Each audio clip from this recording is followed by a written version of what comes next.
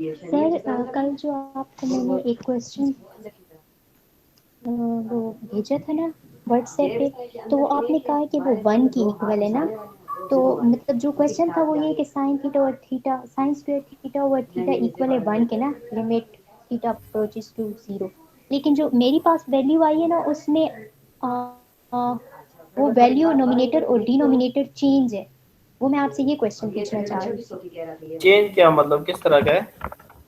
मतलब इधर जो आपके ने कहा है ना कि साइन स्क्वायर थीटा और थीटा जो है 1 की इक्वल है, तो वो मेरे पास जो मेरे पास वैल्यू आ रही है वो theta over sine square theta आ रही है।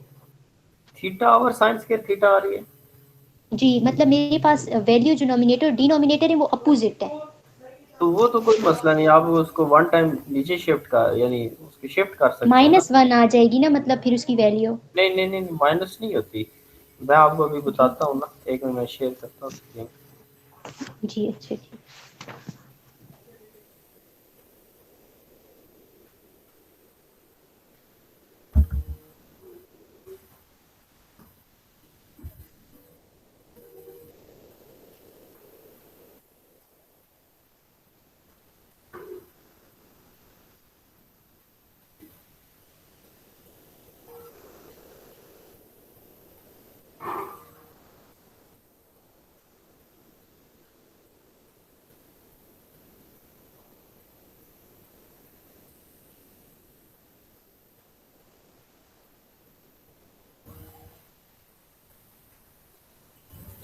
उसमें ये आपके पास, आप कह रहे हैं कि आपके पास ये वैल्यू है, इस तरह की बात कर रहे हैं आप। अगर इस तरह आ जाए जी सर। जी जी जी। तो इसको आप यूँ लिख सकते हैं ना, दिस इज इक्वल टू, इसको यूँ लिखा जा सकता है कि 1 आवर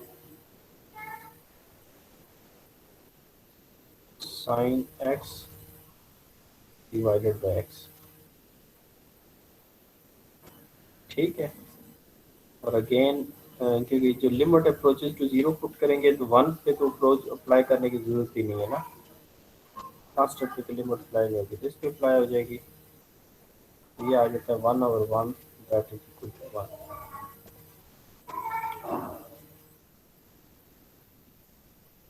ठीक है। जी सर ठीक हो गया। अच्छा,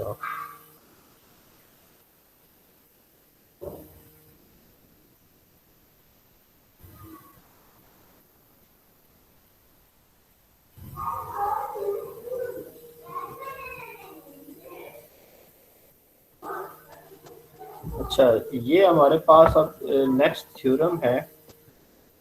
अ, हमने लास्ट में जो लास्ट पे पढ़ा था वो चेन रूल के बारे में पढ़ा था।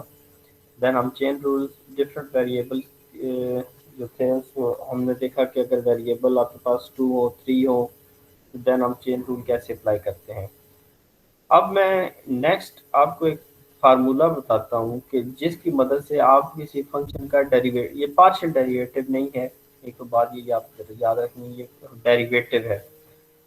इस डेरिवेटिव यानी अगर आपके पास एक फंक्शन है टू वेरिएबल का, just like f of x y is equal to zero, ये फंक्शन है इस तरह का टू वेरिएबल का, इसमें एक्स और वाई दो वेरिएबल है। और अगर आपको कहा जाए कि d y by d x find करें, यानी इस फंक्शन का डेरिवेटिव फाइंड करें वाई का विद रिस्पेक्ट टू एक्स, क्योंकि इसमें दो ही वेरिएबल पड़े हैं, एक क्योंकि जो आपके पास फंक्शन है वो एक्स और वाई इस तरह का फंक्शन है। ठीक है जी। तो इसका एक तरीका तो ये होता है कि अगर आपके पास फंक्शन को f of y is equal to f of x की फॉर्म में लिख सकें तो आप इजीली डेरिवेटिव फाइंड कर सकते हैं। इसको इनको कहते हैं ये एक्सप्लिसिट अगर फंक्शन है। लेकिन अगर वो एक्सप्लिसिट फंक्शन नहीं है, इम्प्लीसिट फंक्शन है, इम्प्लीसिट का मतलब है कि जिसको इस तरह सेपरेट इजीली ना किया जा सके, तो अगर वो इम्प्लीसिट फंक्शन है तो देन वो एफ ऑफ एक्स इस फॉर्म में होगा। तो अगर इम्प्लीसिट फंक्शन का फाइंड करना हो derivative d y by d x, तो उसके लिए एक शॉर्ट सा फार्मूला है कि d y by d x is equal to minus partial derivative of f with respect to x and partial derivative of f with respect to y। आप इस तरह direct dy by dx calculate कर सकते हैं। मैं आपको ना next example है एक, उसमें मैं दोनों वे से आपको बताऊंगा कि आप वो देखेंगे एट द एंड दोनों वे से आंसर सेम आता है। और ये जो मेथड है, इस मेथड से यानी आप इजीली डेरिवेटिव फाइंड कर सकते हैं। D y by d x with the help of partial derivative आप इजीली फाइंड कर सकते हैं। और इसी तरह अगर आपके पास जो फंक्शन है वो थ्री वेरिएबल का आ जाए एक्स वाई जेड, तो आपने अगर पार्शियल जेड में पार्शियल एक्स फाइंड करना हो, पार्शियल जेड में पार्शियल वाई फाइंड करना हो, तो इजीली आप इस फार्मूले को लेके फाइंड कर सकते हैं।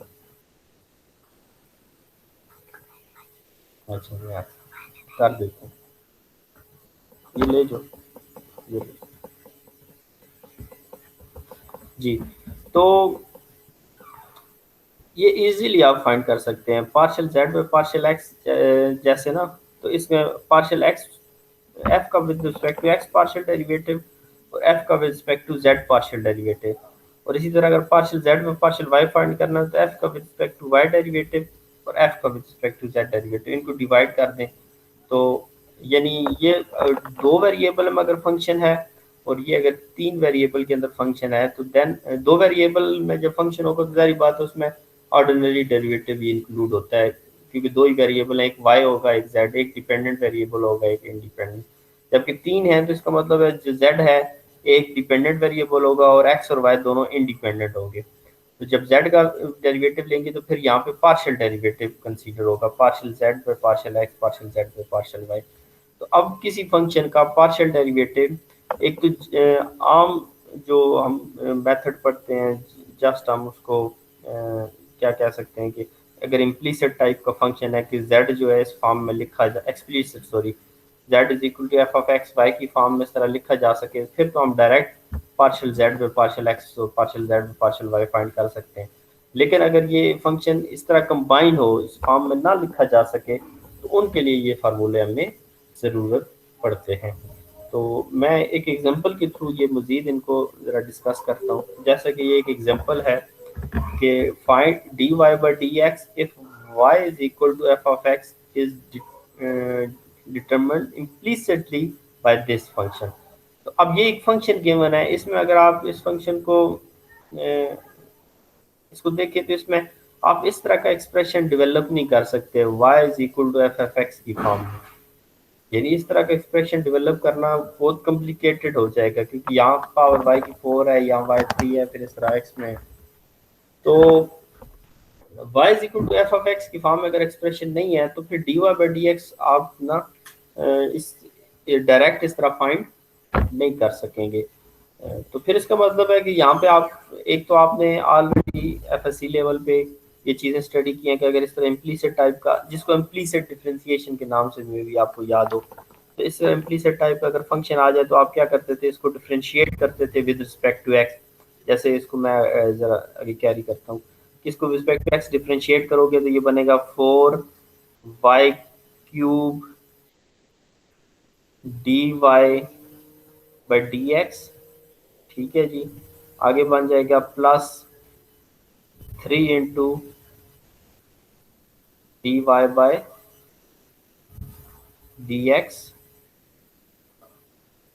माइनस इसी तरह 4x² का डेरिवेटिव आ जाएगा, 4x³ का 12x² आ जाएगा और माइनस x का 5 आ जाएगा और 1 का 0 और 505 इज इक्वल टू 0। तो x और ये 5 उधर शिफ्ट करेंगे, यहाँ से d y by d x common ले लेंगे, तो आप d y by d x common लें,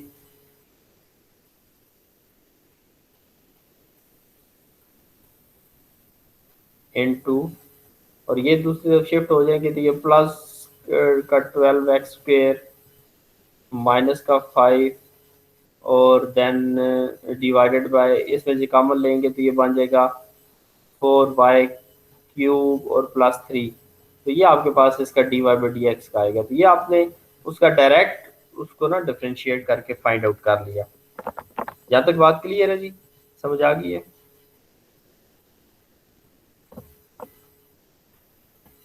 आवाज आ रही है आपको? यस सर, समझ आ गई। Okay okay. सही है। अब नेक्स्ट मैंने जो अभी फार्मूला आपको बताया था उसकी मदद से अगर हम d y by d x calculate करना चाहें इसी फंक्शन का, तो वो देखें आप उसको यानी बजाय कि हम इसको डिफरेंशिएट करें फिर और वहाँ से d y by d x common लें फिर दूसरा डिवाइड करके इतना जो प्रोसीजर हमने अडॉप्ट किया है, तो उसके बजाय हम डायरेक्ट ही वो जो फार्मूला है उसको यूटिलाइज करके हम d y by d x find कर सकते हैं। और वो फार्मूला क्या था? वो फार्मूला था कि d y by d x is equal to क्या था जी? माइनस एफ का partial derivative with respect to x F1 and f का divided partial by. Derivative with respect to Y.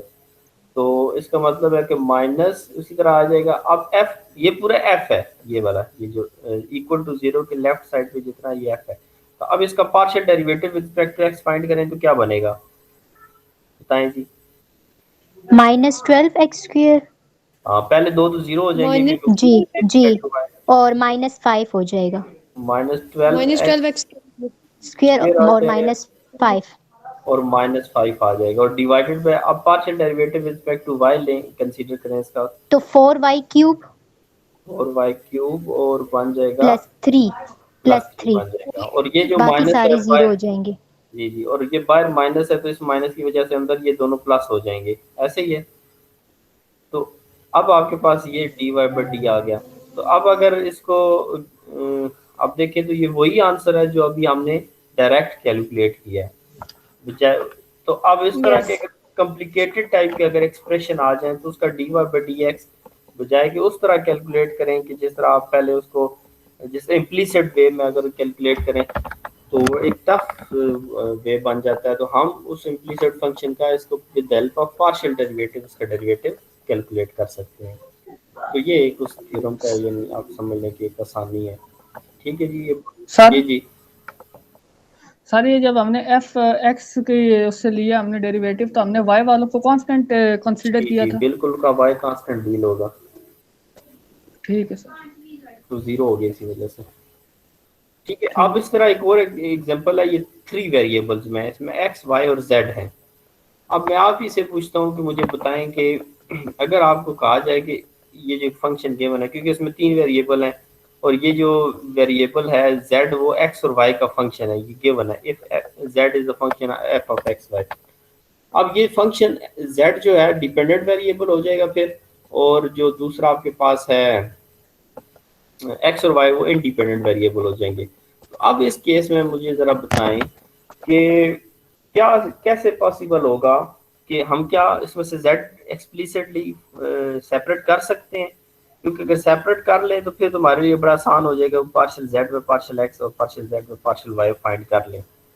और अगर हम इसमें से सेपरेट नहीं कर सकते तो फिर दूसरा तरीका ये है कि हम इसी तरह जिस तरह हमने ये मेथड पे जस्ट क्या किया था कि डेरिवेटिव अप्लाई कर दिया था, d y by d y x वाले एक साइड पे कर लिए, बाकी दूसरी साइड पे, और फिर हमने अपना डेरिवेटिव कैलकुलेट कर लिया। तो एक तो आप उस मेथड से भी इसको कैलकुलेट कर सकते हैं कि आप कहेंगे इसको हमने डिफरेंशिएट करना है विद रिस्पेक्ट टू एक्स, तो इसमें z जो होगा क्योंकि वो वेरिएबल डिपेंडेंट वेरिएबल होगा, तो आप यहाँ पे और रिस्पेक्ट टू एक्स इंटीग्रेट करेंगे तो यहाँ पे आपको फिर वो लगाना पड़ेगा जी, प्रोडक्ट रूल लगाएंगे। यहाँ पे y जो है रिस्पेक्ट टू एक्स कांस्टेंट होगा, x का डेरिवेटिव, फिर z का डेरिवेटिव लेंगे तो वो 3x square 3z square partial z और पार्शियल x आएगा साथ।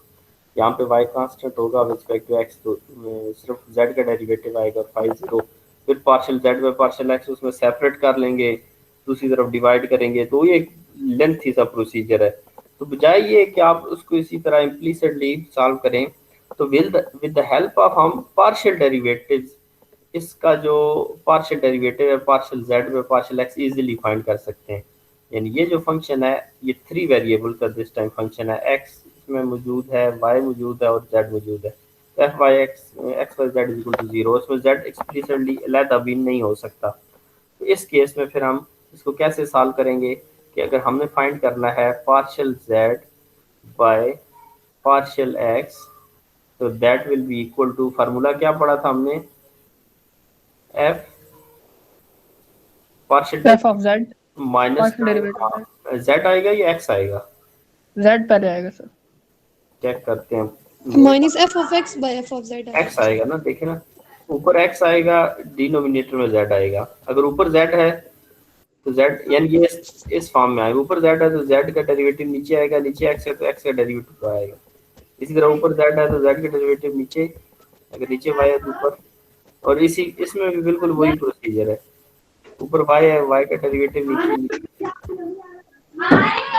ठीक है, इसका मतलब ये बनेगा minus partial derivative with respect to x और divided by partial derivative with respect to z. तो अब हम जब विद रिस्पेक्ट टू एक्स इसका पार्शियल डेरिवेटिव फाइंड कर रहे हैं तो इसका मतलब बाकी सारे क्या होंगे, कांस्टेंट डील होंगे। ओके, यानी इसमें यस आपके पास z भी कांस्टेंट डील होगा with respect to x derivative जब फाइंड करेंगे, y भी और कांस्टेंट डील होगा। तो फिर इसका मतलब है आपके पास क्या बन जाएगी ये डेरिवेटिव, ये Y 2x square 2x square ना, पहले हम इसका जरा डेरिवेटिव लेते हैं ना with respect to x, 2x square और z square as it is. Then आगे नेक्स्ट पे आ जाएं, इसमें y कांस्टेंट है, y स्क्वायर और x का derivative with respect to x तो 1 आ जाएगा, तो इसका मतलब सिंपल प्लस y स्क्वायर,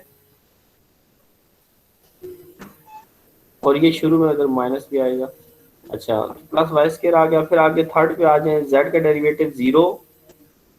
फिर आगे नेक्स्ट पे आ जाए, y और z दोनों कांस्टेंट है, इनका डेरिवेटिव 0, 5 का डेरिवेटिव भी 0।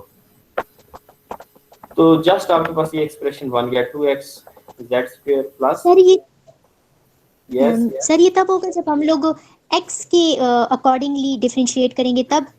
जी जी, जब with respect to x differentiate करेंगे function f of x y z को। ठीक है, ठीक है, और जब हम इसी तरह function f of x y z को with respect to y differentiate करेंगे तो फिर y तो फिर x और z x जीरो और हो z जाएंगे। बिल्कुल वो कांस्टेंट डील होंगे। अब जैसे जी ठीक डिनोमिनेटर है। में partial derivative with respect to z है, तो अब इसका मतलब इसका z के रिस्पेक्ट से डेरिवेटिव लें तो x square as it is आ जाएगा और z स्क्वायर का डेरिवेटिव आ जाएगा 2z। एंड अगेन आपके पास ये वाला कैंसिल हो जाए, खत्म हो जाएगा, x कांस्टेंट 0 हो जाएगा, ये minus 3z three Z square square आएगा, माइनस 3z स्क्वायर आ जाएगा। और इसके बाद एक और z की पड़ी हुई है प्लस आपके पास, 4 प्लस 4y आ जाएगा। गुड, तो जस्ट आपके पास ये आ गया इसका derivative, partial derivative with respect to x। अब यानी ये एक स्टेप में आपने कैलकुलेट कर लिया। अगर आप इसको दूसरे वे में लेके जाते कि पहले इस पूरी इक्वेशन को throughout respect to x differentiate करते, फिर इसमें पार्शियल z पर पार्शियल x एक तरफ करते, तो वो एक बहुत जो है ना आप समझने की लेंथी प्रोसीजर बन जाता है काफ़ी। So with the help of these formulas, you can find easily partial derivative and also ordinary derivatives. तो इसी तरह partial derivative with respect to y आपने फाइंड करना है, तो इसका फार्मूला भी आप लिख लेंगे माइनस पार्शियल f, यानी f माइनस f का partial derivative with respect to y और डिवाइडेड बाय f का derivative with respect to z। Z. Okay जी, तो ये आपके पास था एक जो शार्ट सी एक था, ये यानी थ्योरम था और इसकी एप्लीकेशन थी। नेक्स्ट हमारे पास आगे एक टॉपिक है 12.16 का डायरेक्शनल डेरिवेटिव्स। ये यस यस यस ये सिर्फ इम्प्लिसिट फंक्शंस के लिए होगा, ये जो जी पिछले जी, अभी आपने बताए हैं ये ये वैसे तो सिर्फ आप एक्सप्लिसिट के लिए भी कर सकते हैं। एक्सप्लिसिट मींस के जो फंक्शन सेपरेट हो सकें, लेकिन आप सेपरेट नहीं करना चाह रहे तो आप इस तरह बगैर सेपरेट किए उनको कर सकते हैं। बट ये जो मतलब मोस्टली जो इम्प्लिसिट इम्प्लिसिट, होना कंडीशन नहीं है। मतलब एक्सप्लिसिट फंक्शन में तो आपके पास चॉइस है ना कि आप उसको एक्सप्लिसिटली सेपरेट कर लें, z is equal to f of x y की फॉर्म में लिख लें, तो उसमें तो आपके पास बहुत ज़्यादा चॉइस इजी है, बजाय कि आप इस वे से जाएं। लेकिन आपके पास ऐसे फंक्शन है जो इस तरह फॉर्म में नहीं लिखे जा सकते, जो इम्प्लिसिट फंक्शंस होते हैं। ठीक है, ये आ जाए या आपके पास y is equal to f of x आ जाए, ये 2 वेरिएबल में। तो अगर इस तरह की फॉर्म में फंक्शन नहीं लिखा जा सके और आपने डिफरेंशिएट करना है तो देन आपके पास ना ये वाला फार्मूलाज आप यूटिलाइज करते हैं। ओके सर सही है। आगे आपके पास डायरेक्शनल डेरिवेटिव्स है जी। डायरेक्शनल डेरिवेटिव्स क्या होते हैं? कि ये आपके पास आप अब किसी भी फंक्शन का किसी पॉइंट के ऊपर डेरिवेटिव फाइंड करते हैं, तो वो तो जस्ट आप क्या करते हैं कि उसको डिफरेंशिएट कर लेते हैं, आज वो partial derivative with respect to y find करते हैं तो एक्स डायरेक्शन में या वाई डायरेक्शन में।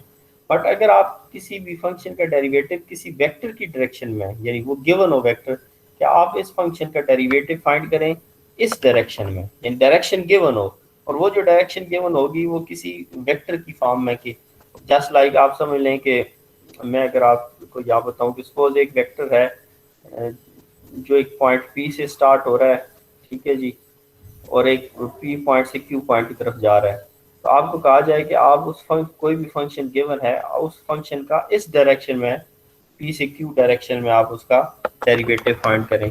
तो ये पी से क्यू डायरेक्शन में मतलब कि ये पी से क्यू तक आपके पास एक वेक्टर जन हो जाएगा ना, आप उसको यहाँ से एक वेक्टर जनरेट कर सकते हैं। इवन कि अगर आपको पॉइंट्स गिवन हो, 1 1 गिवन हो, सपोज ये 2 2 गिवन हो, तो आप इन दोनों की मदद से एक वेक्टर जनरेट कर सकते हैं पी क्यू वेक्टर, ठीक है ना। पोजीशन वेक्टर आप क्यू माइनस पोजीशन वेक्टर आप वी करके, तो वहां से आपको एक वेक्टर मिल जाएगा। तो वो तो आप किसी भी फंक्शन का किसी भी वेक्टर की डायरेक्शन में अगर आपने डेरिवेटिव फाइंड करना हो तो उसको हम कहते हैं ये डायरेक्शनल डेरिवेटिव है, यानी किसी की डायरेक्शन में आप वो डेरिवेटिव फाइंड करना चाह रहे हैं। तो एक डेफिनेशन है जी कि लेट एफ ऑफ डब्ल्यू is equal to f of x y and let u, यहाँ पे एक वेक्टर है, ये कोई फंक्शन है जो कि एक्स वाई का फंक्शन है, और u आपके पास यहाँ पे कोई वेक्टर है जिसके ये u1 और u2 दो ये उसका हॉरिजॉन्टल कंपोनेंट है और ये इसका वर्टिकल कंपोनेंट है, भी ये यूनिट वेक्टर, और ये वेक्टर यूनिट वेक्टर होना चाहिए। अगर ये यूनिट वेक्टर नहीं है तो हम इसको यूनिट वेक्टर फिर बना लेते हैं, क्योंकि यूनिट वेक्टर ये एक्चुअल क्या करता है, डायरेक्शन उसकी बताता है ना, उस वेक्टर की डायरेक्शन।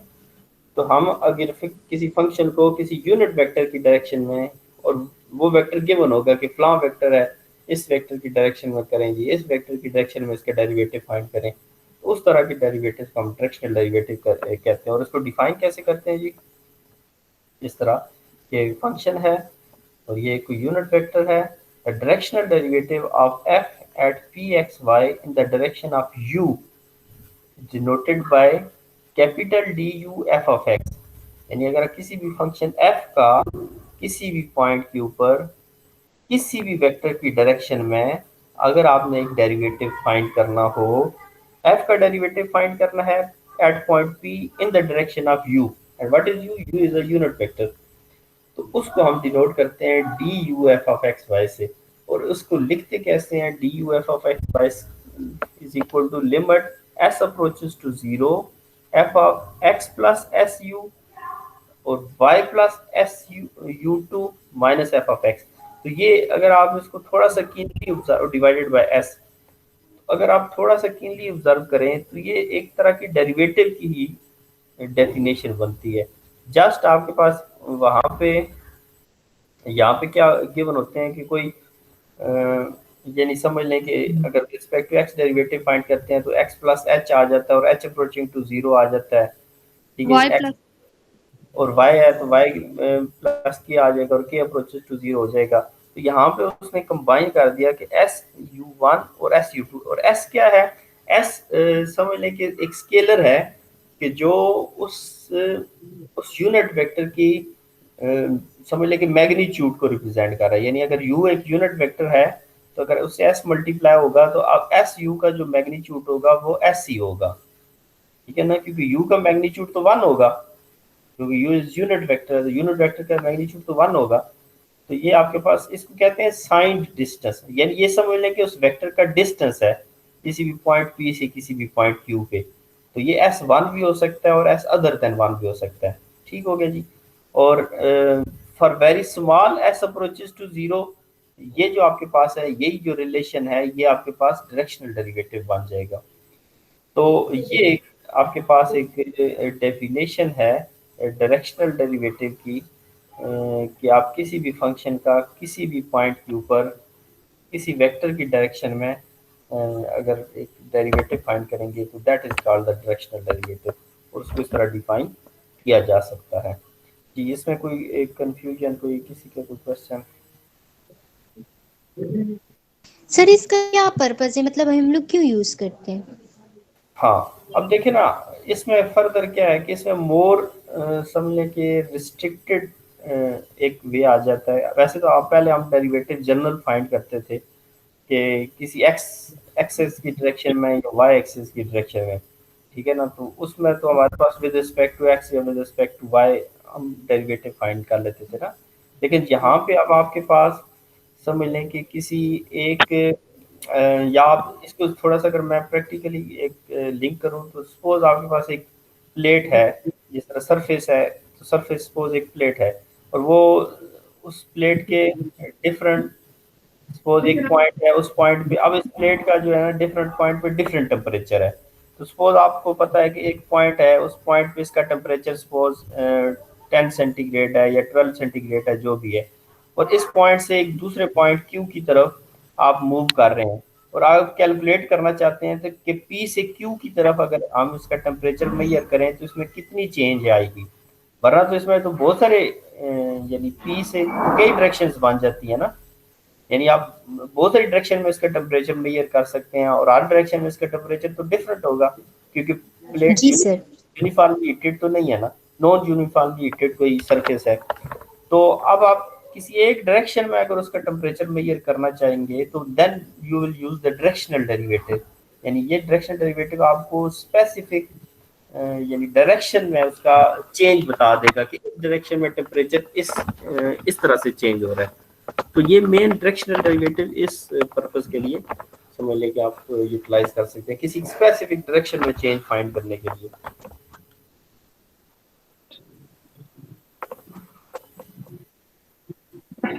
ठीक है बच्चों? Yes sir. जी सर। तो इसमें आगे एग्जांपल करते हैं ना, तो मे बी आपको और फर्दर इंशाल्लाह इसमें चीज है ना वो क्लियर हो जाएगी।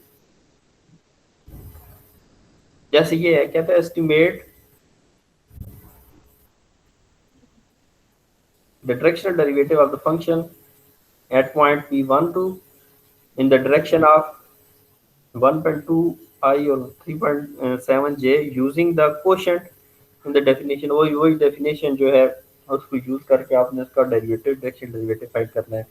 और इसमें s जो है ना डिफरेंट s दिए हुए हैं, s की वैल्यू 0.02 कंसीडर करें, फिर 0.01 भी कंसीडर करें और फर्दर आगे s की वैल्यू 0.005 भी कंसीडर करें। तो डिफरेंट s की वैल्यू के लिए वो आपने क्या करना है कि इसका डेरिवेटिव्स कैलकुलेट करने हैं, डायरेक्शनल डेरिवेटिव्स।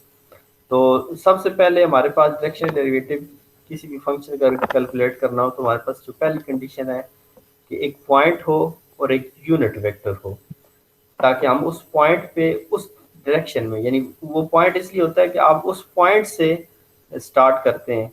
और दूसरा अगर एंड पॉइंट दो तरीके हैं कि या तो समटाइम ऐसे होता है कि आपको दोनों दो पॉइंट्स दे दिए जाते हैं कि आप इस पॉइंट से इस पॉइंट की तरफ इसकी चेंज फाइंड करें, तो इस सूरत में आप जो वेक्टर है वो खुद जनरेट कर सकते हैं पी से क्यू, पी क्यू वेक्टर, क्योंकि दो पॉइंट गिवन हो तो एक वेक्टर आप बना सकते हैं। लेकिन समटाइम ऐसे होता है कि एक इनिशियल पॉइंट गिवन होता है और एक वेक्टर दे दिया जाता है, तो उस सूरत में भी आप जो है ना डायरेक्शनल डेरिवेटिव फाइंड कर सकते हैं दोनों केसेस में। तो आपके पास जो वेक्टर होना चाहिए उसके लिए कंडीशन है कि ये यूनिट वेक्टर होना चाहिए। तो सबसे पहले फिर हम क्या करेंगे कि जो गिवन वेक्टर है वो चेक करेंगे कि either it is a unit vector और नॉट। हमने इसका नॉर्म फाइंड किया, यानी इसका मैग्नीट्यूड फाइंड किया। तो मैग्नीट्यूड फाइंड करने के बाद पता चला कि ये तो इसका जो है ना वो इसकी मैग्नीट्यूड 1 नहीं आ रहा, क्योंकि यूनिट वेक्टर का मैग्नीट्यूड 1 होता है। तो फिर हम क्या करते हैं कि अगर कोई वेक्टर यूनिट वेक्टर नहीं हो तो उसको यूनिट वेक्टर कैसे बनाया जाता है कि उस वेक्टर को उसी की मैग्नीट्यूड से डिवाइड कर देते हैं। यानी एक वेक्टर है, vector divided by its magnitude, अगर उसको इसकी मैग्नीट्यूड से डिवाइड कर दें तो आपको एक यूनिट वेक्टर मिल जाता है उस वेक्टर का। यानी यूनिट वेक्टर क्या करता है, एक्चुअली उस वेक्टर की डायरेक्शन को रिप्रेजेंट करता है। तो ये वेक्टर यूनिट वेक्टर नहीं था, तो हमने क्या किया कि उस वेक्टर को उस वेक्टर से डिवाइड किया तो हमें ये यूनिट वेक्टर मिल गया। अब ये जो एक वेक्टर है ये एक यूनिट वेक्टर है, इसमें ये जो i का कंपोनेंट है ये u1 है और ये जो j का कंपोनेंट है ये u2 है। यानी इसको फर्दर सिंप्लीफाई कर लिया ना, ये उसकी कुछ वैल्यूज आ गई।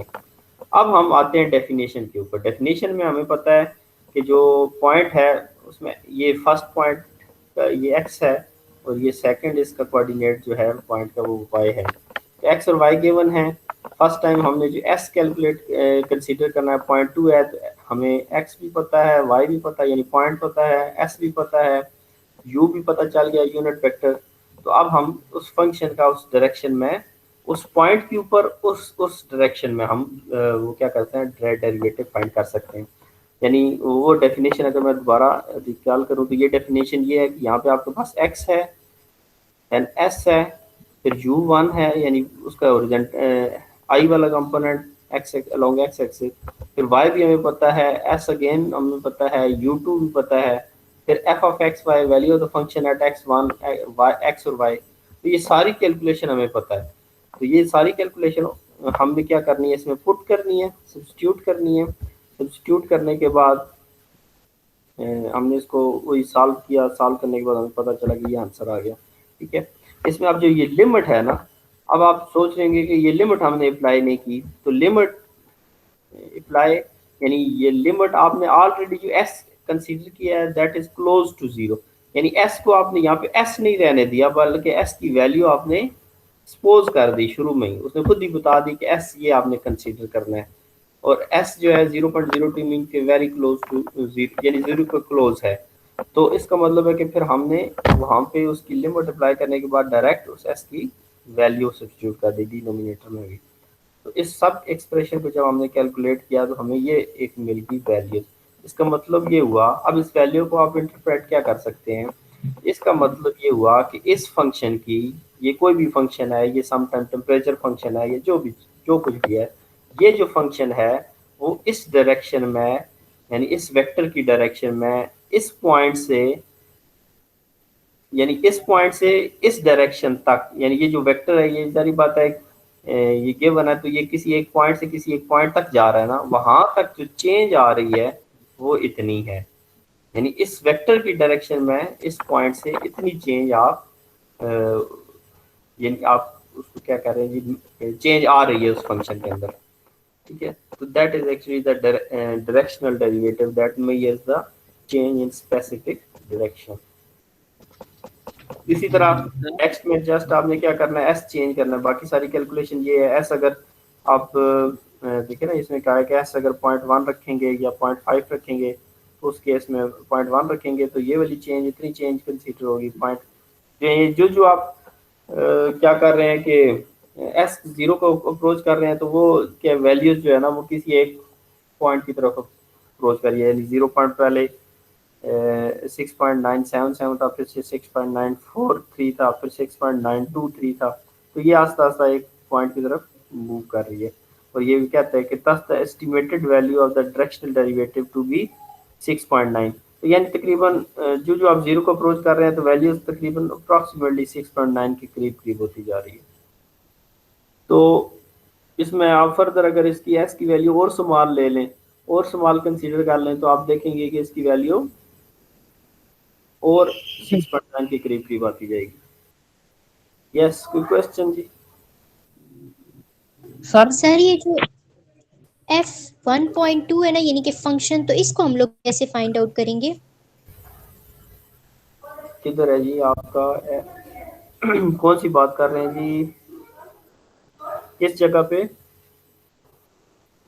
सर ये जो हमें दिया हुआ है ना u1 इक्वल 0.3085, इसके जो नीचे सर ये f के ब्रैकेट में वैल्यूज लिखी हुई है ना 1.0617, यानी कि ये हम लोग फंक्शन की वैल्यू फाइंड आउट करके फिर ये करेंगे।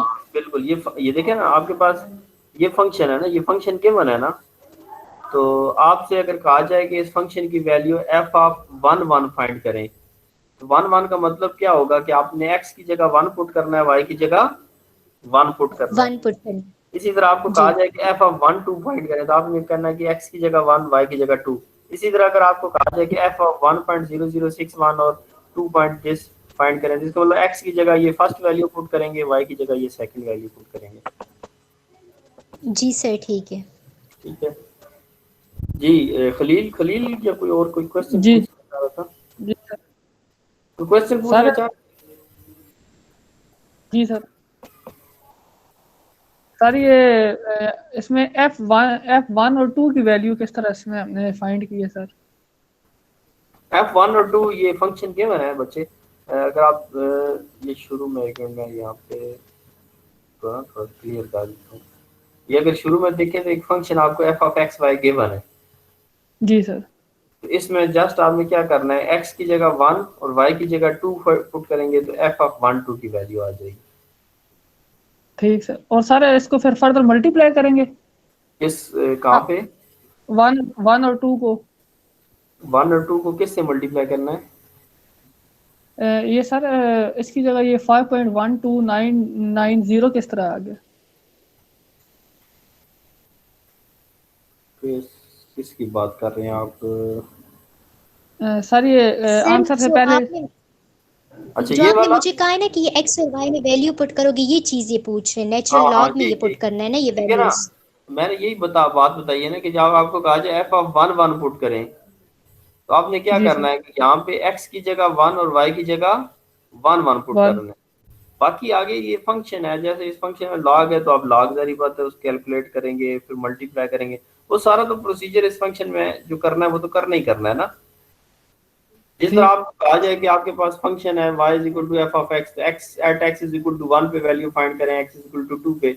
अब जो function f of x given है आपने क्या करना है, वहां पे x की जगह फंक्शन में जो जो गिवन है पॉइंट वो पुट कर देंगे।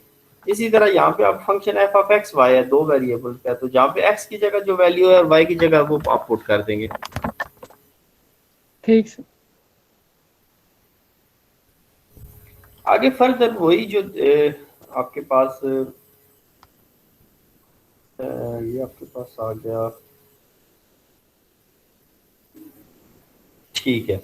अब फर्दर वो कहता है कि वो जो डायरेक्शनल डेरिवेटिव है उसको फर्दर आप एक और वे से भी कैलकुलेट कर सकते हैं, यानी उसका एक आसान वे भी है। वो क्या है कि if f is a differentiable function, अगर आपको ऑलरेडी पता है कि फंक्शन f जो है वो डिफरेंशिएबल है और इसी तरह f2 वेरिएबल का, और u कोई भी आपके पास एक यूनिट वेक्टर है, तो देन वो जो डेफिनेशन है उसको फर्दर मॉडिफाई किया जा सकता है इस फॉर्म में कि आप बजाय कि उसका वो जिस तरह ना लास्ट में अगर देखें तो ये जो डेफिनेशन है ये इंक्रीमेंट के साथ लिंक करती है, अप्रॉक्सीमेटली इंक्रीमेंट की तरह की है।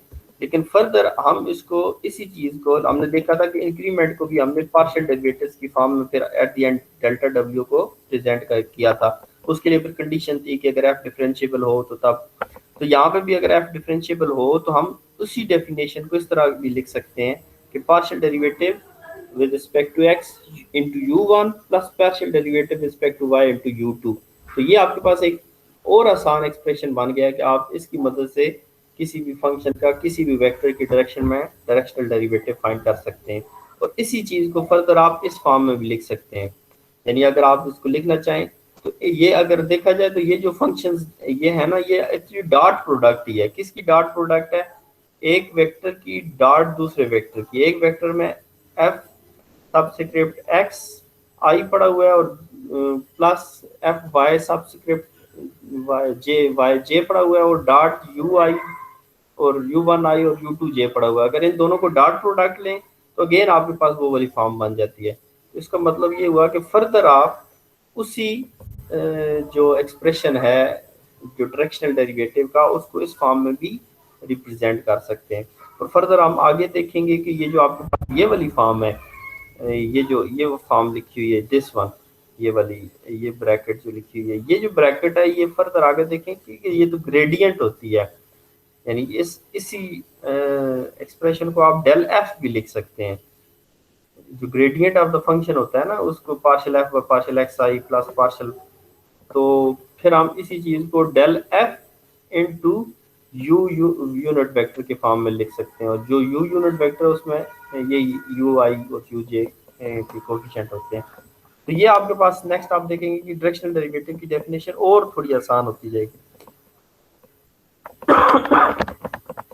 यानी पहले हमने जो डेफिनेशन पढ़ी थी वो बाय द डेफिनेशन समझ लें, जिस तरह आप डेरिवेटिव नहीं फाइंड करते थे ये उसी वे में। फिर आस्ता आस्ता अगर फंक्शन डिफरेंशिएबल है तो उसी चीज को आप पार्शियल डेरिवेटिव की फॉर्म में लिख सकते हैं और उनके वही पार्शियल डेरिवेटिव है उनको फर्दर इन वेक्टर्स की प्रोडक्ट में लिख सकते हैं। जैसा कि ये एक आपके पास ये वाली बात समझ आई है स्टूडेंट्स? इस पेज पे जो हमने अभी डिस्कस की चीज। ओके, सर ये फर्दर आगे फिर उसी को ही सिंप्लीफाई किया गया। उसी को जैसे आपको लास्ट में आपने याद हो ना कि आपने इंक्रीमेंट की सबसे पहले एक डेफिनेशन पढ़ी थी, फिर आपने देखा था कि उसमें फर्दर जी हमने एक थ्योरम पढ़ा था कि अगर वो फंक्शन जो है वो एक रेक्टेंगुलर रीजन के ऊपर कंटिन्यूस है और उसके जो फर्स्ट पार्शियल डेरिवेटिव जो हैं वो कंटिन्यूस हैं, तो देन हम उसको फर्दर मजीद उसको लिख सकते हैं। डिफरेंशिएबल होगा ना वो। फिर जी हम ठीक उसके है। बिल्कुल डिफरेंशिएबिलिटी पे आ गए। फिर हमने देखा कि वही जो हमारे पास इंक्रीमेंट डेल्टा डब्ल्यू है वो शुरू में तो बाय द डेफिनेशन डिफाइन किया था, फिर हमने उसको पार्शियल डेरिवेटिव की फॉर्म में डिफाइन कर दिया। ठीक है जी। तो यानी इस तरह आप क्या कर सकते हैं कि चीज़ों को और यानी कंडीशन बढ़ती जाती हैं और चीज़ें और सिंप्लीफाई, आप उनको सिंप्लीफाइड फॉर्म में लिख सकते हैं। जैसा कि ये एक क्वेश्चन है, इसको ज़रा देखते हैं और हम इस पे वही डेफिनेशन जो भी हमने पढ़ी है उसको ज़रा अप्लाई करने की कोशिश करते हैं। कि आपके पास एक फंक्शन गिवन है एफ ऑफ एक्स वाई, ठीक हो गया जी। Find the directional derivative of the function f at point p1 minus 1 2 in the direction of vector this। अब पॉइंट गिवन है, वेक्टर गिवन है और फंक्शन, यही चीजें हमें रिक्वायर्ड होती हैं। सबसे पहले हम क्या चेक करेंगे डायरेक्शनल डेरिवेटिव में जी स्टूडेंट्स? कि वो यूनिट वेक्टर है कि नहीं जो गिवन वेक्टर है। सबसे पहले हम चेक करना है कि जो डायरेक्शनल डेरिवेटिव जिस वेक्टर की डायरेक्शन में फाइंड करना है आइदर वो यूनिट वेक्टर है या नहीं। तो उसके यूनिट वेक्टर के लिए हम सबसे पहले क्या चेक करते हैं? उसका मैग्नीट्यूड चेक करते हैं। मैग्नीट्यूड चेक करेंगे। बिल्कुल, इसका अगर आप मैग्नीट्यूड फाइंड करें तो इसका मैग्नीट्यूड आ जाता है 5। इसका मतलब this is not a unit vector. अब ये अगर यूनिट वेक्टर नहीं है तो इसी वेक्टर को इसके मैग्नीट्यूड से डिवाइड कर दें यानी 5 से, तो देन आपके पास यहाँ पे अगर आप देखें तो ये इसने डिवाइड किया हुआ है ये तो ये आपके पास एक उसने यूनिट वेक्टर बना दिया। अब आपके पास जो u है यानी a एक यूनिट वेक्टर नहीं था, लेकिन a जो है ना तो उसके वेक्टर से डिवाइड किया मैग्नीट्यूड से, तो एक u वेक्टर आ गया जो कि एक यूनिट वेक्टर है। अब नेक्स्ट पे आते हैं, यानी u हमें एक वेक्टर मिल गया। अब नेक्स्ट आते हैं कि हमने partial derivative with respect to x find करना है इसका, वो फाइंड कर लिया। पार्शियल डेरिवेटिव वो फाइंड क्यों करना है? क्योंकि हमने जो फार्मूला भी पढ़ा था, हमने कहा था कि अगर directional derivative in the direction of u of the function eight point, suppose हम फाइंड करना चाहते हैं -1 2 के ऊपर, तो वो आपके पास इक्वल होगा प्रोडक्ट होगी किसकी? एफ एक्स की with respect to u1, f x की एट पॉइंट -1 2, क्योंकि x उधर पॉइंट एक्स वाई लिखा हुआ था तो यहाँ पे एक्स वाई हमारे पास -1 2 है। F partial derivative with respect to x at -1 2 multiply by u1 और plus partial derivative of with respect to y at point -1 2 multiply by u2। तो आप इस तरह, यानी ये मैं अगर दोबारा आपको दिखाऊं तो ये आपने फार्मूला यूज करना है फ्रैक्शनल डेरिवेटिव का। ठीक है जी। अब आपके पास u1 भी पता है जो u वेक्टर है उसका i कंपोनेंट, और जो u2 भी पता है जो u कंपोनेंट है उसका j कंपोनेंट। fx आपने कैलकुलेट कर लिया, fy कैलकुलेट कर लिया। अब जस्ट आपने क्या करना है कि उनमें वो पॉइंट पुट कर देना है, जैसे कि x आपके पास है यहाँ पे -1 है और y2 है, तो ये देखें कि आपके पास ये कैलकुलेट हो गया। ये आपके पास फर्स्ट u1 है, ये जो ये वैल्यूज है ये u1 है, ये वैल्यू आपके पास u2 है। तो जस्ट इनको मल्टीप्लाई कर दिया, u1 को f ऑफ x से मल्टीप्लाई कर दिया, ये वैल्यू आ गई। u2 को f ऑफ y से मल्टीप्लाई कर दिया, ये वैल्यू आ गई। इनमें x और y की जगह -1 और 2 पुट कर दिए। पुट करने के बाद आपके पास ये आंसर आ गया। तो ये आपके पास फर्स्ट पार्ट क्लियर हो गया कि हमने फंक्शन था उसका एक डायरेक्शनल डेरिवेटिव फाइंड कर लिया, वेक्टर गिवन था और पॉइंट भी गिवन था, वो उस पॉइंट के ऊपर उस डायरेक्शन में। ठीक हो गया। तो यहाँ तक अगर कोई कंफ्यूजन है स्टूडेंट किसी को, तो मैं रिपीट कर देता हूँ। सर यस, ये आपने मतलब कि यूनिट वेक्टर का मैग्नीट्यूड लिया है तो 1 नहीं आया, तो हमने उसी वेक्टर को वेक्टर मैग्नीट्यूड से डिवाइड कर दिया है। तो बिल्कुल इसके बाद भी जो हमारे पास जो आंसर आया है, अगर इसका मैग्नीट्यूड लो वो भी 1 तो नहीं आता। आ जाता है। करें कैलकुलेट, कैलकुलेट करें ना जरा, क्यों नहीं पाना था। देखें आप कैलकुलेट करेंगे, आ जाएगा 16/25 प्लस 9/25। एलसीएम ले 25 तो 16 प्लस 9 तो वो 25 पर 25 तो 1 आ गया ना। सही सही, वो मैं माइनस कर रही थी, मैग्नीट्यूड में प्लस हो मैग्नीट्यूड में जाएगा। प्लस होगा प्लस होगा बिल्कुल। ठीक है। Yes, अब इसमें सेकंड पार्ट जो है थोड़ा सा इंटरेस्टिंग है, वो जरा देखें। वो कहता है discuss the significance of part A. आपने पार्ट ए में जो कैलकुलेट किया है उसका क्या सिग्निफिकेंस क्या है। If F of x is a temperature at point X Y, अगर एफ ऑफ एक्स जो है ना वो किसी पॉइंट के ऊपर टेम्परेचर को रिप्रेजेंट कर रहा है, यानी अगर आप कोई भी एफ ऑफ एक्स में पॉइंट पुट करते हैं तो वो जो वैल्यू आएगी वो वैल्यू आप कह लेंगे उस पॉइंट के ऊपर उसकी टेम्परेचर को रिप्रेजेंट करेगी। जैसे 1 पुट करें तो आपके पास इसका मतलब 1 सेल्सियस टेम्परेचर आ जाएगा, क्योंकि एक्स की वैल्यू 1, वाई की वैल्यू 1। अगर आपके एक्स की वैल्यू, जैसे आप यहाँ पे एक्स की वैल्यू -1 पुट करें और वाई की वैल्यू 2 पुट करें तो ये आपके पास नेगेटिव है, तो इसका मतलब है कि नेगेटिव टेम्परेचर मीन्स के नेगेटिव टेम्परेचर का मतलब है कि मनफी टेम्परेचर आपके पास हो गया ना। तो यानी ये ओवरऑल ये जो पूरी एफ ऑफ एक्स जो सरफेस है ये आपके पास ये फंक्शन जो है ये टेम्परेचर को रिप्रेजेंट कर रहा है उस सरफेस के हर पॉइंट को। अगर ये टेम्परेचर को रिप्रेजेंट कर रहा है तो देन ये जो चेंज आपने फाइंड किया पार्ट ए में, ये क्या चीज किस को रिप्रेजेंट कर रही है। ये जरा बी पार्ट इसको पढ़ते हैं, ये इंटरेस्टिंग है। कहता है कि इफ एफ ऑफ एक्स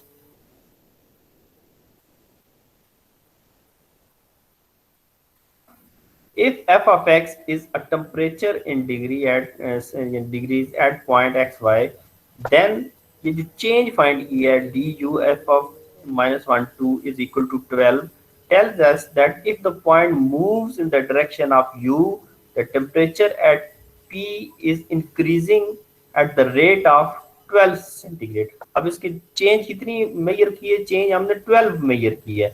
इसका मतलब है कि ये बता रहा है कि जब आप उस डायरेक्शन में मूव करेंगे उस पॉइंट से, यानी इस -1 2 पॉइंट से यू डायरेक्शन में जब आप मूव करेंगे तो जो चेंज आएगी वो 12 सेंटीग्रेड की चेंज आएगी per unit change in a distance. यानी पर आपके पास, क्योंकि यहाँ पे आपके पास वेक्टर जो है ना, यूनिट वेक्टर का आप डिस्कस कर रहे हैं ना, तो यूनिट डायरेक्शन यूनिट यानी कि डिस्टेंस के अंदर जो पर चेंज आएगी, वो जो चेंज होगी यूनिट पर यूनिट, वो पर यूनिट चेंज जो बनेगी वो 12, यानी अगर 2 यूनिट आप चले जाते हैं, आप 3 यूनिट आप जाते हैं, तो इसी तरह वो चेंज आपके पास ऐड अप होती जाएगी, 12 फिर 24 फिर 36, इस तरह चेंज बढ़ती जाएगी। तो पर यूनिट जो चेंज आएगी वो 12 centigrade. It is of the interest to compute the values of this is 12 this is. हाँ, और आप फर्दर कहता है कि आप जो पार्शियल डेरिवेटिव आपकी वैल्यूज अगर आप suppose respect to X at point this और respect to y at point this calculate करें तो which are the rate of change in horizontal and vertical direction। तो बात समझ आई कि जो partial derivative with respect to x है वो x डायरेक्शन में चेंज को बताता है, यानी हॉरिजॉन्टल डायरेक्शन में, और partial derivative with respect to y है वो वर्टिकल डायरेक्शन में चेंज को बताता है। लेकिन आपके पास ये जो डायरेक्शनल डेरिवेटिव है ये उस वेक्टर की डायरेक्शन में चेंज को बताता है, वो वेक्टर किसी भी डायरेक्शन में हो सकता है। ठीक है, तो ये अगर आपको बात अगर समझ आ गई तो इसका मतलब है कि आपको एक डायरेक्शनल डेरिवेटिव की जो मेन थीम है, जैसे शुरू में क्वेश्चन पूछा था इन्होंने कि क्यों कैलकुलेट करते हैं, तो ये मेन थीम आप वो आपको क्लियर हो जाएगा। जी स्टूडेंट, ये जरा इसको देखें, इसको ये बात क्लियर है।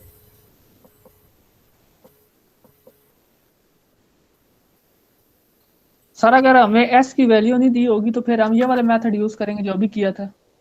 जी जी बिल्कुल बिल्कुल सही कह रहे हैं, यानी इस तरह भी आप उसको कैलकुलेट कर सकते हैं, लेकिन उसके लिए एफ जो गिवन हो, जैसे हमें पता है कि ये जो एफ है हमारे पास ये कि पॉलिनोमियल टाइप फंक्शन है, तो ये डिफरेंशियल, ये कंटिन्यूस भी होते हैं, डिफरेंशिएबल भी होते हैं।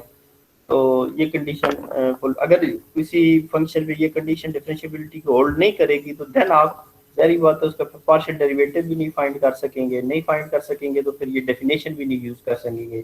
फिर आपने बाय द डेफिनेशन जो प्रीवियस है उसके थ्रू जाना है, तो उसमें फिर एस आपने खुद भी सिलेक्ट कर लेना ना। एस सामने वो सिलेक्ट करना है कि जो 0 के करीब हो, यानी एक्स अगर ना गिवन हो तो जरूरी नहीं है, एस की आपको हिंट पता है कि एस वो वैल्यू होती है जो वेरी नियर टू 0, तो आप 0.1 के 0.01 0.001 कंसीडर कर लें खुद से सर। ओके, फर्दर जी आपके पास एक डेफिनेशन है उसकी, मेरे ख्याल में थोड़ी सी ये बस ये डेफिनेशन कर लेते हैं, देखते हैं कितना लेक्चर रह गया। अच्छा बस ये भी है, बस एक ही। चलें फर्दर आपके पास ये एक फंक्शन है, एक डेफिनेशन है ग्रेडियंट की। पहले तो मुझे ये बताएं कि ग्रेडियंट की डेफिनेशन ऑलरेडी आपने स्टडी की हुई है। Gradient of a function del F जिसे कहते हैं, एक तो डेल्टा एफ होता है ना, तो वो तो चेंज इन फंक्शन होता है, ये उल्टा डेल्टा है। Yes sir. हाँ ये जी सर, ग्रेडियंट भी पार्शियल ही होता है।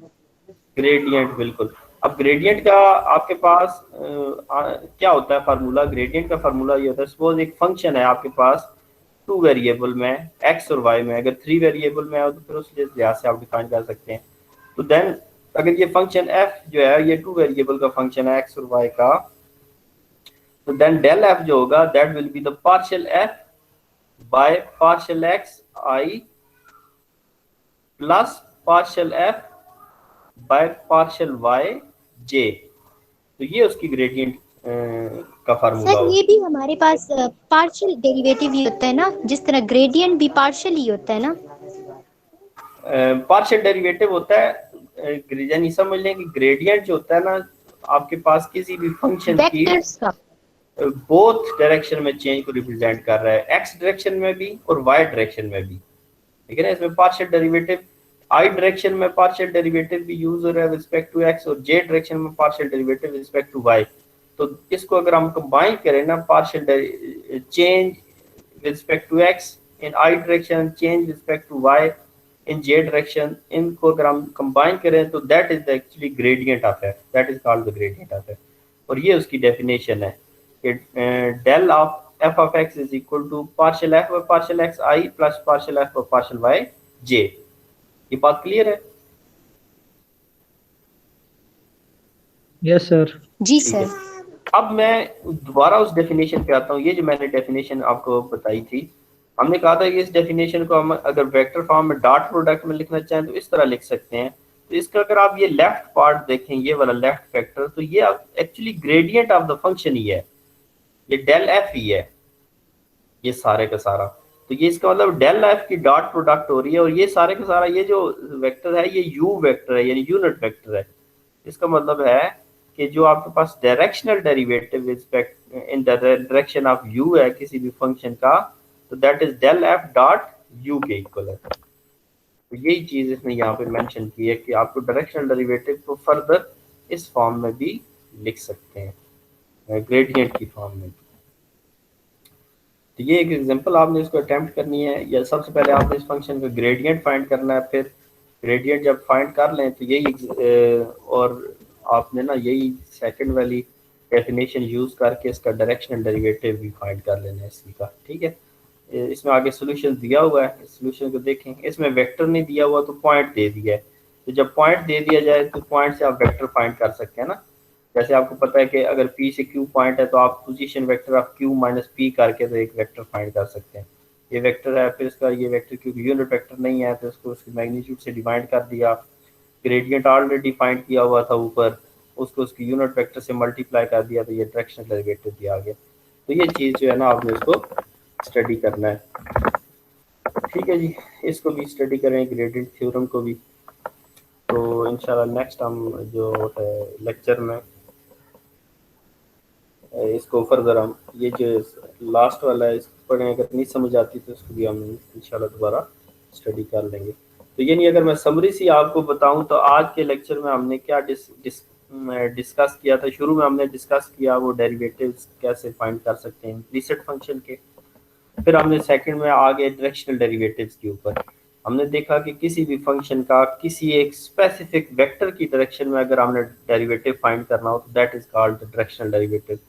फिर हमने पहले by the definition directional derivative calculate किया। फिर हमने देखा कि अगर फंक्शन डिफरेंशिएबल है तो उसका फार्मूला और ज़रा सिंप्लीफाइड फॉर्म में चला जाता है, उसकी मदद से हमने एक क्वेश्चन सॉल्व किया। फिर हमने देखा कि जो अगर हम वही जो फार्मूला है जो अगर फंक्शन डिफरेंशिएबल हो तो उसी फार्मूले को हम ग्रेडियंट के फॉर्म में लिख सकते हैं। फिर हमने ग्रेडियंट की डेफिनेशन पढ़ी, फिर उस फ्रैक्शनल डेरिवेटिव को इन टर्म ऑफ ग्रेडियंट के फॉर्म में रिप्रेजेंट कर दिया।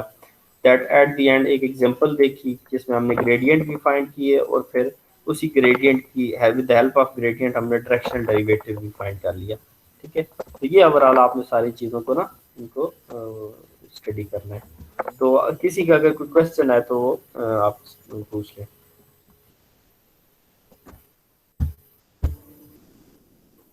जी बच्चों, क्लियर है सबको? यस सर, क्लियर है। ठीक है, सारे इधर ही हैं या ज्वाइन होके छोड़ के चले गए हैं? इधर ही है सर। अच्छा अच्छा, खलील तो इधर ही है, चलो पूछता रहे। Usman Isaq, are you there? मैं भी इधर हूँ सर। उस्मान, उस्मान, उस्मा जमीर है। बाकी लगता है इस तरह मेरे ख्याल में अटेंडेंस भी लेनी चाहिए ना at the end Yes, of the sir. Class. Yes sir. At the end sir of the present class. है। क्या कह रहे हैं? सर आज का लेक्चर मुश्किल था। At the end of the मुश्किल नहीं था, ये बड़ा आसान सा लेक्चर है। Yes, अगर sir. आप इसको थोड़ा सा स्टडी करें। सर आज थोड़ा सा समझ आएगा। ये इसको एक दफा पढ़े तो ये बस डेरिवेटिव्स ही हैं इसमें, जैसे एक डायरेक्शनल डेरिवेटिव का कंसेप्ट आ गया ना, तो थोड़ा सा स्टडी करें। सर आज थोड़ा सा समझ आएगा। क्या कह रहे हैं? ये बस डेरिवेटिव्स ही हैं, इसको एक दफा पढ़े तो जैसे एक डायरेक्शनल डेरिवेटिव। ये मेरी आवाज मुझे ही वापस आ रही है, आ गया ना?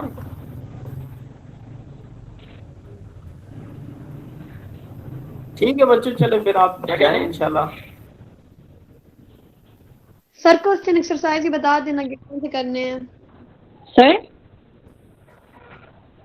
मतलब ये वो मैं अपलोड कर देता हूँ। यस सर क्या पॉइंट है? सर ये 12.3 से ग्रेडियंट सर बताने हैं। 12.3 B4 B5 B। क्या कह रहे हैं हमदान नासिर, आपने क्यों क्वेश्चन क्या पूछा है? सिद्रा मुलक,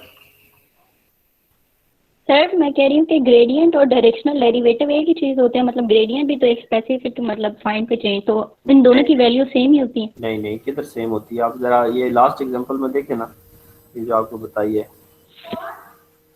तो सर लेकिन ग्रेडियंट भी तो एक चेंज ही बताता है, एक वेक्टर के ही उसमें ग्रेडियंट जो है डायरेक्शन में। ना वो वेक्टर की डायरेक्शन में चेंज नहीं बता रहा। ग्रेडियंट जो है जो सिंपल एफ एफ एक्स है ना, वो एक्स डायरेक्शन में बताता है horizontal change, F Y vertical change. यहाँ पे क्या किया, ग्रेडियंट में एफ एक्स और एफ वाई को कंबाइन कर दिया गया, तो इसका मतलब एट अ टाइम हॉरिजॉन्टल और वर्टिकल चेंज आप दोनों में बता कंबाइन कर दिया ना। जबकि जो डायरेक्शनल डेरिवेटिव है उसमें जो वेक्टर गिवन होगा उस वेक्टर की डायरेक्शन में चेंज को बताएगा। ठीक है, तो ये जो डिफरेंट है ग्रेडियंट और directional derivative, both are different. अब आप देखें ना, तो जो डायरेक्शनल डेरिवेटिव है वो gradient dot that unit vector के इक्वल होता है। यानी हमने एक यहाँ में अगर आप यानी कि ग्रेडियंट है वो एट अ टाइम मतलब उसके ith कंपोनेंट में भी और jth कंपोनेंट मतलब x एक्सिस और अलोंग y एक्सिस, बिल्कुल वो उसकी चेंज को बताता है। बट अगर आपने डायरेक्शनल डेरिवेटिव कैलकुलेट करना है तो वो क्या करेगा कि उस फंक्शन का उस वेक्टर की डायरेक्शन में, तो ये अगर आप डेफिनेशन देखें ना, ये जो सेकंड में लिखी हुई है इसमें लिखा हुआ है डेल एफ डॉट यू, इसका मतलब है चेंज जो gradient in the direction of gradient, यानी जो फाइंड करते हैं आप द फंक्शन एफ उसकी प्रोडक्ट यू के साथ। ठीक है ना, तो इसका मतलब है जो ग्रेडियंट है, तो यहाँ से ही आप देख सकते हैं कि डायरेक्शनल डेरिवेटिव्स वो सेम नहीं होते, बल्कि डायरेक्शनल डेरिवेटिव जो होता है वो इक्वल होता है ग्रेडियंट की यू के साथ प्रोडक्ट के इक्वल होता है। यानी यू क्या है, वो यूनिट वेक्टर है आपके पास। क्लियर है जी? और सर जितने भी फंक्शन इन्वॉल्व होंगे ग्रेडियंट सबके अलोंग डायरेक्शन बताएगा या सिर्फ मतलब दो फंक्शन के अलोंग? कोई भी फंक्शन है उसमें जितने वेरिएबल्स इन्वॉल्व होंगे। हाँ, अगर आपके पास यहाँ पे तो दो वेरिएबल है ना, एक्स और वाई, अगर जेड भी आ जाए तो इसका मतलब वो आई जे और के की डायरेक्शन, तीनों डायरेक्शन में ग्रेडियंट होगा उस सूरत में। हाँ, फिर आपके पास जो ग्रेडियंट का फार्मूला बन जाएगा partial f by partial x i, partial f by partial y j और partial f by partial z के। तो फिर आपके पास इस तरह का ग्रेडियंट का फार्मूला बन जाएगा।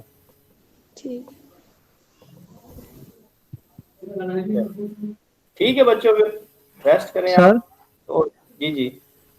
इस वीक और कोई क्लास सुनी है ना? नहीं और नहीं है आज हम, जी सर। बस यही है। एक कल क्लास हुई थी, कल वाली क्लास ले ली आपने वो उसके वो कॉन्टेक्ट मुझे नहीं वगैरह? पता था साहब, इस वजह से।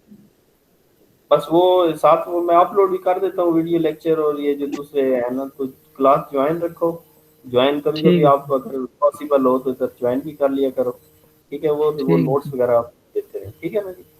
सही है सर। बस हमारी पहले मंडे वाले दिन 2 क्लासेस होती हैं और ट्यूसडे वाले दिन एक क्लास होती है, तो 3 क्लासेस हो जाती हैं। ठीक ठीक है सर। है, चलो ओके ओके अल्लाह स्टूडेंट, हाफिज। अल्लाह हाफिज़, अल्लाह हाफिज़, ओके सर, अल्लाह हाफिज। अल्लाह हाफिज़। अल्लाह हाफिज।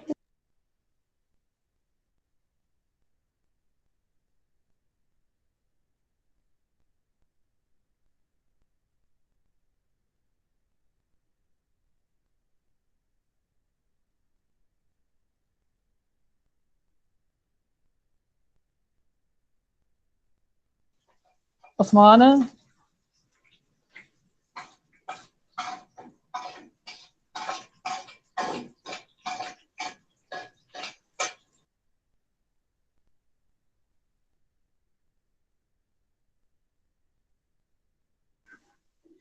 रजा साहब,